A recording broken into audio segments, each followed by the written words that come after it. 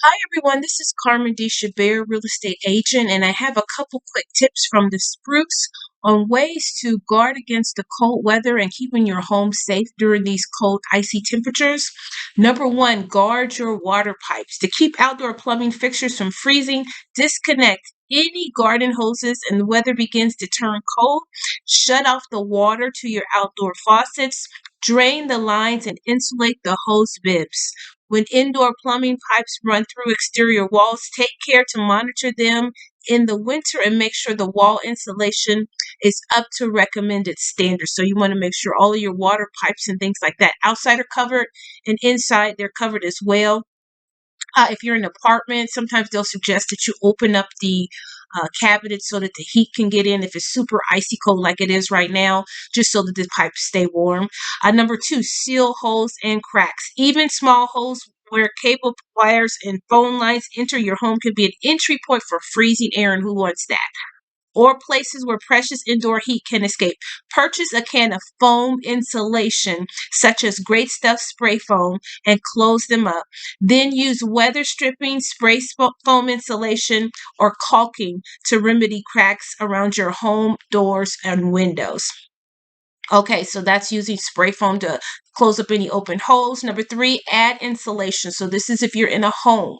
Prevent your pipes from freezing and keep your home warmer by making sure your home has adequate insulation. This includes insulating your exterior walls, crawl space, or basement, also your attic, and in many cases, the pipes themselves. Added insulation. Your local energy utility company may offer free in-home energy audits that can evaluate your energy usage and recommend the necessary steps to bring your R value in walls and ceilings up to advised levels for your region. Okay, so depending on where you are, you may have to check with your utility company to see what's going to work best for you.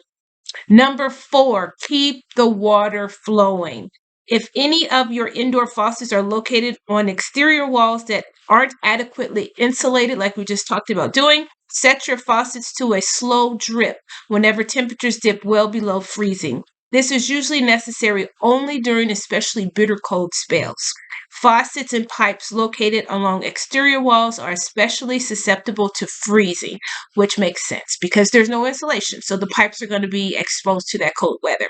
All right. For maximum effectiveness, make sure both the hot and cold lines are open slightly since both are vulnerable. Also consider leaving cabinet doors open, which we talked about, so your pipes can be warmed by the room air. All right. So these are just quick tips on how to keep your home safe and protected during these cold temperatures.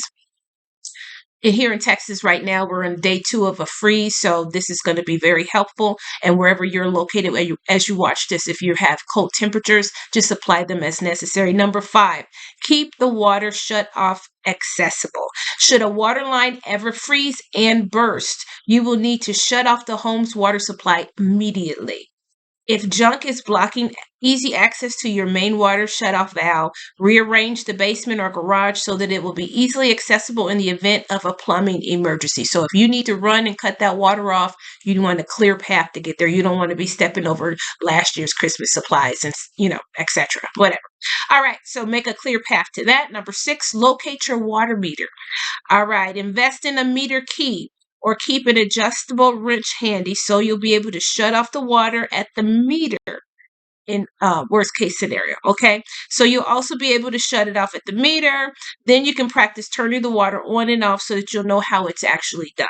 Number seven, keep your garage door closed.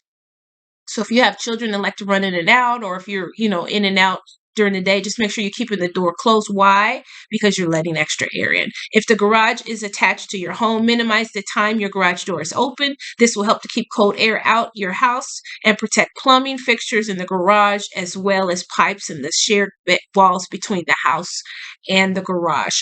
Clean the gutters, number eight. All right. Who wants to do this while it's cold? However, here we are.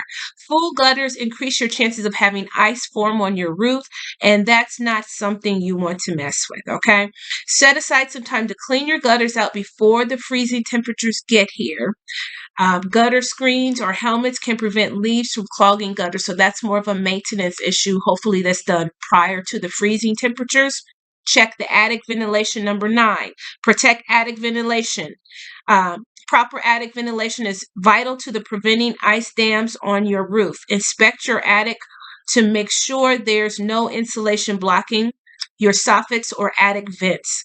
The free flow of air in your attic will prevent warm air from melting the snow on the roof, where it can run down and refreeze on the roof's edges, which can be dangerous. Okay. And then lastly, number 10, maintain your thermostat.